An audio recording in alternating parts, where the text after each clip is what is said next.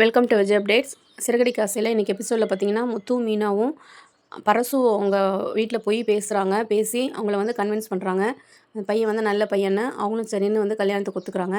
பேசிகிட்டு இருக்கும்போதே ஒரு கறிக்கடைக்கார மாமா வந்து வராரு. பொண்ணு வீட்டில் பேசுகிறதுக்காக அவர் வராரு. இப்போ வந்து வாசலில் நின்றுட்டு தடவை வரோம், நம்ம எதுவுமே வாங்கலை அப்படின்னு சொல்லிவிட்டு ஆட்டோவில் ஏறி திரும்ப போகிறாரு. ஏதாவது வாங்கிட்டு வரலாம் அப்படின்னு. அந்த வீட்டுக்குள்ளே தான் வந்து முத்து இருக்கார். கரெக்டாக அவர் ஆட்டோவில் ஏறி வெளியில் போகும்போது முத்துவும் மீனாவும் வந்து அந்த வீட்டுக்குள்ளேருந்து வெளியில் வராங்க. அவங்க வந்து நாங்கள் வந்து போய் பையன் வீட்டில் போய் பேசணும் அப்படின்னு சொல்லிட்டு 2 பேரும் வந்து பையன் வீட்டுக்கு போகிறாங்க இப்போது.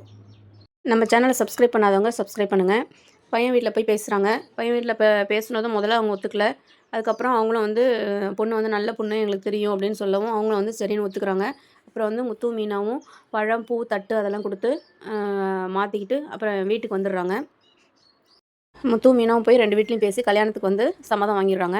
இங்கே பார்த்தீங்கன்னா, மனோஜ் கடைக்கு வந்து ஒருத்தர் வந்து வராரு. அவர் வாங்க என்ன வாங்கணும் அப்படின்னு கேட்குறாங்க. இல்லை நான் வாங்குறதுக்கு வரல. இந்த மாதிரி வந்து நான் டேட்டோ வந்து போட்டுக்கோங்க. ₹500 தான் அப்படின்னு வந்து சொல்கிறாரு. அதுக்கு அதெல்லாம் ஒன்றும் வேணாம் போங்க கிளம்புங்க அப்படின்னு மனோஜ் வந்து அவர் விரட்டுறாரு.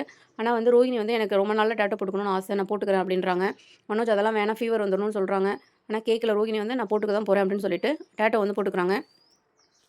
என்ன டிசைன் போடணும் அப்படின்னு கொடுங்க, நான் செலக்ட் பண்ணி சொல்கிறேன் அப்படின்ட்டு ஒரு டிசைன் வந்து போடுறாங்க. அப்புறமே வந்து அவர் வந்து அதை மனோஜ்கிட்ட வந்து காட்டுறாரு.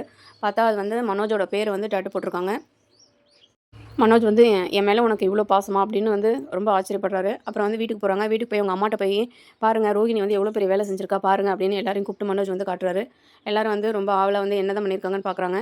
பார்த்தா கையில் வந்து டேட்டு போட்டிருக்காங்க. அடுத்த நாள் வந்து அண்ணாமலை ஸ்கூல் கிளம்புறாரு. அப்போ முத்து மீனா 2 பேரும் சேர்ந்து கிளம்புறாங்க. அந்த கிறிஷை பார்க்கலான்னு கிளம்புறாங்க.